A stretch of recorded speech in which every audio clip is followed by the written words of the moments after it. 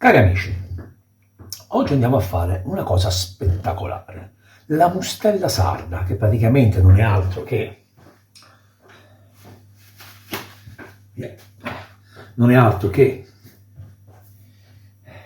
la lonza del maiale. Viene fatta, ora per intenderci, tipo bresaola, lo stesso trattamento, ed è molto tipica nella zona della Sardegna. Guardate che bellezza, questa è carne che ha 24 ore di vita, freschissima, buona. E come la andiamo a trattare ora? Ora il primo passo è metterla sotto sale. Qui ho fatto un trittico che è sale grosso, sale fino e un po' di zucchero. Le percentuali: io solitamente faccio 40% di sale grosso, 40% di sale fino e 20% di zucchero. Poi andiamo a prendere delle spezie che vi fanno piacere a voi, nel senso quelle che avete voi nell'orto. Potete metterci in verità un po' di tutto, potete metterci quello che trovate, quello che vi piace. Nella vostra zona c'è chi ha più salvia, io sono nella zona toscana, mi ritrovo molto salvia, molto rosmarino, perché qui insomma è autoctono, cresce da solo, senza nessun problema. Ora io lo faccio più grossolanamente, se voi volete lo potete tritare col Mulinex.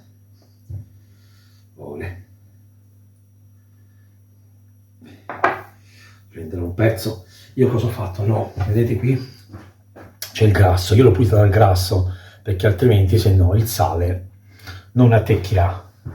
Questo è un esempio che voi solitamente il macellaio di fiducia vi darà questo pezzo, toglieteci tutto il pezzo, deve essere magra perché il sale dovrà attecchire da tutte le parti. E ora semplicemente una bella base. Qui se lo prenderà da solo il sale, ok? Quello che necessita un pezzo di aglio, ok, e andateci bene bene a strofinare il tutto.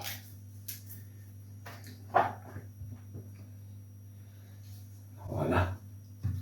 Io ho anche una spezia per norcini, che sono varie spezie tritate assieme.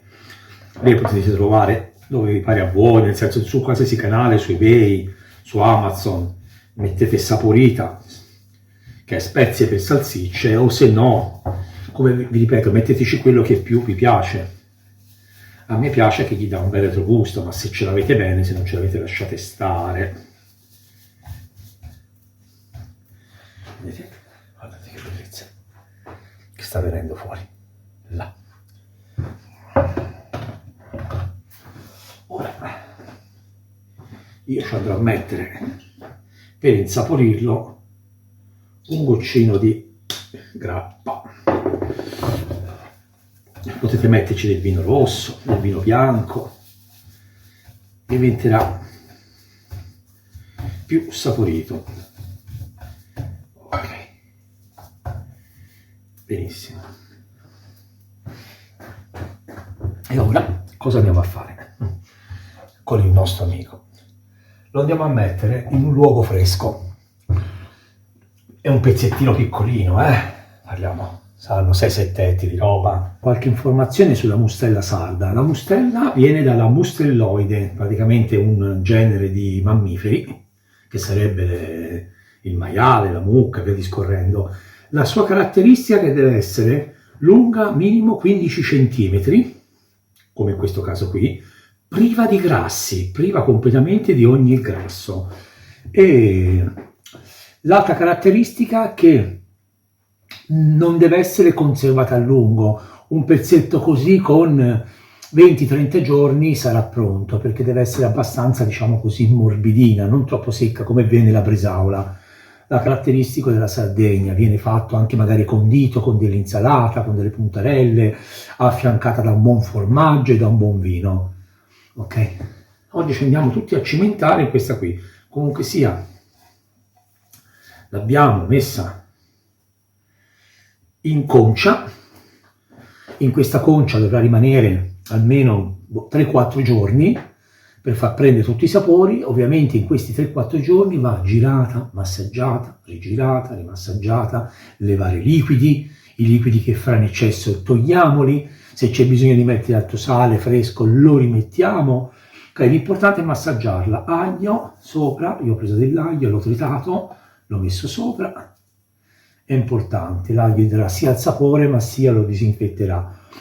Poi, finito questo lavoro qui, la sciacqueremo con del vino, l'acqua fa arrugginire, assolutamente non toccare l'acqua qui, e la passeremo in cantina, una cantina con la temperatura dai 7 ai 13 gradi e 70-80% di umidità. Quanto dovrà rimanere? Come detto 20-30 giorni. Ok, passiamo intanto alla salatura con la concia, ci aggiorniamo fra qualche giorno. La mustella. Sono passate 24 ore. Sto liquido leviamolo. Sto liquido in eccesso, via. Sono girata, rigirata.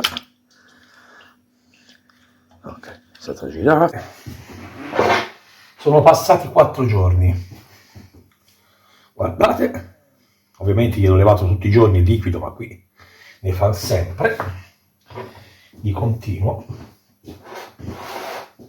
Ok, bene, bella indurita, questi qui. Ok, e ora io mi ritrovo un bel prosecco, lo andrò a sciacquare. Levatevi tutto il sale.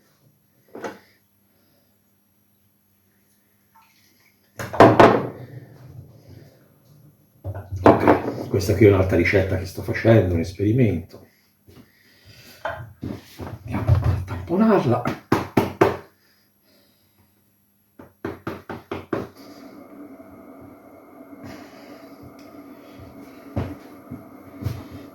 Così.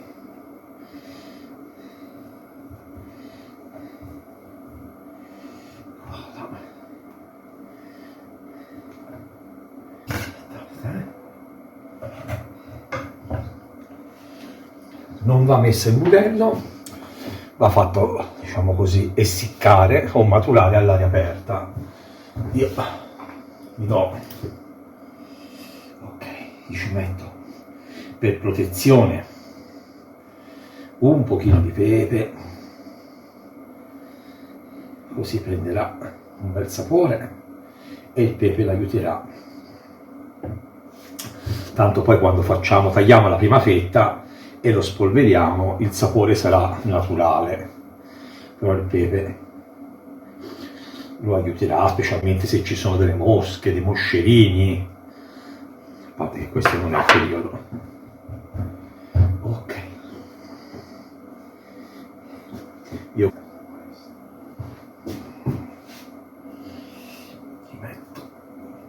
gli metto anche vicino un pezzetto di ramarino, in maniera che ora, quando lui asciuga, specialmente i primi giorni, si porterà dietro il sapore. Allora, premetto che l'operazione che vado a fare ora di affumicatura non è obbligatoria in questo tipo, diciamo così, di salume sardo, come abbiamo visto finora. Io la vado a fare per 2 motivi. Uno, per dare un valore aggiunto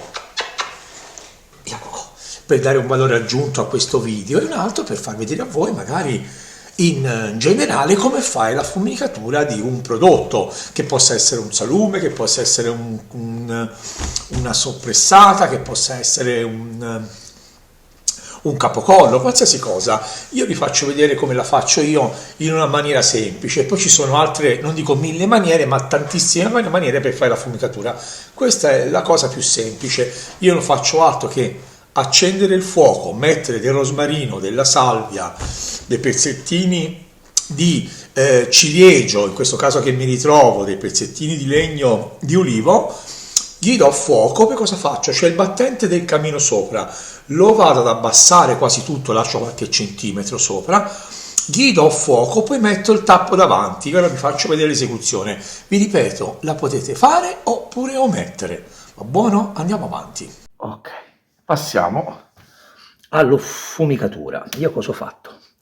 Ho acceso il camino. Ora andrò a chiudere il tappo sopra del camino e ci metterò il tappo davanti e lo lascerò lì almeno 2-3 ore. Ok? Andiamo a chiudere il tutto, così si affogherà il fuoco e sprigionerà il fumo. I pezzettini di legno sono pezzettini di ciliegio, di olivo e di castagno, così gli darà un buon sapore. Ok, in tutto questo Coco assiste. Là. Vedete il fumo? Guarda lì. Ecco, oh, ce n'è poco. Accontentiamo. Ok, è pronta. Ora la mettiamo a nanna. Non deve stare molto a nanna, deve stare 20 giorni, dai 25 ai 35 giorni. La caratteristica è che sia un po' morbidina, che in bocca sia un po' morbidina, che vada accompagnata, diciamo così, a delle insalate, delle puntarelle, con delle verdure. Ok, comunque ci aggiorniamo fra 25 giorni per l'assaggio. Vi metterò qui il link con l'assaggio finale. Seguitemi per altre ricette meravigliose, come questa o altre. Va bene? Guarda che bellezza che è. Restiamo in contatto, mettete il like e mettetemi la campanellina in maniera che quando sarà pronto il materiale, l'assaggio, io avviserò tutti e voi lo potete andare a vedere, se no ci perderemo. Per questo mettete la campanellina, segnatemi al canale, like, commentate, chiedete, io sono a disposizione, lo sapete. Se andate a vedere sotto ogni messaggio, io vi rispondo in tempi brevi. Datemi dei suggerimenti, dei consigli, magari delle ricette che voi vorreste che realizzi, che non ho già realizzato. Io ci sono, a bientôt.